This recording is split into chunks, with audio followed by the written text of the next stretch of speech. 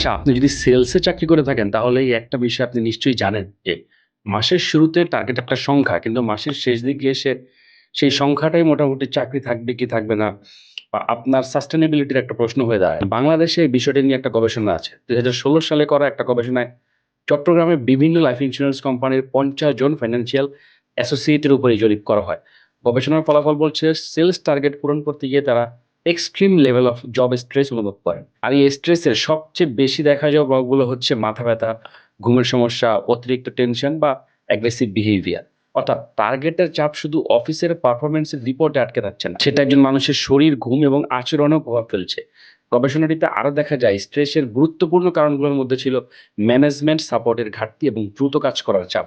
এবার বাংলাদেশের বাইরে তাকান, ২০২৪ সালের state of mental health in sales রিপোর্টে ৫০০রও বেশি সেলস পিপল ও সেলস লিডারের উপর সার্ভে করা হয়, যেখানে ৭০% সেলার বলেছেন তারা মেন্টাল হেলথ নিয়ে স্ট্রাগল করছেন। আর সেলস হেলথ অ্যালায়েন্সের প্রকাশিত ডাটা অনুযায়ী ৮২% সেলার স্ট্রেসড বা হাইলি স্ট্রেস, ৭০% ফ্যাটিজ অনুভব করেন, অর্থাৎ ৬৯% সেলারের ঘুমের সমস্যা আছে। এখন প্রশ্ন হচ্ছে টার্গেট কি খারাপ? না, ব্যবসা করতে হলে টার্গেট দরকার। সমস্যা হচ্ছে তখন যখন টার্গেট একটা কর্মীর পারফরম্যান্স মেজারমেন্ট থেকে সাইকোলজিক্যাল প্রেশারে পরিণত হয়। বাংলাদেশের ফার্মাসিউটিক্যাল সেলস রিপ্রেজেন্টেটিভ নিয়ে সাম্প্রতিক এক প্রতিবেদন উঠে এসেছে দীর্ঘ কর্মঘণ্টা, কনস্ট্যান্ট সেলস টার্গেট প্রেশার এবং ব্যক্তিগত জীবনের উপর এর প্রভাব। একজন অভিজ্ঞ রিপ্রেজেন্টেটিভ বলেছেন চাকরি করতে গিয়ে তার নিজের পার্সোনাল লাইফ বলতে আর কিছু থাকে না। তাই একজন সেলসম্যানের কাছে মাসের শেষ শুধু একটা প্রশ্ন থাকে, টার্গেট কত হলো? তার সঙ্গে আরো কিছু প্রশ্ন থাকে, চাকরিটা থাকবে তো?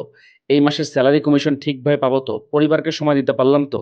আর কতদিন এভাবে চলতে পারবো? কারণ একটা কোম্পানির কাছে টার্গেট একটা সংখ্যা মাত্র, কিন্তু একজন সেলসম্যানের কাছে সেই সংখ্যার পেছনে লুকিয়ে আছে তার ঘুম, মানসিক শান্তি, পরিবার এবং ভবিষ্যৎ।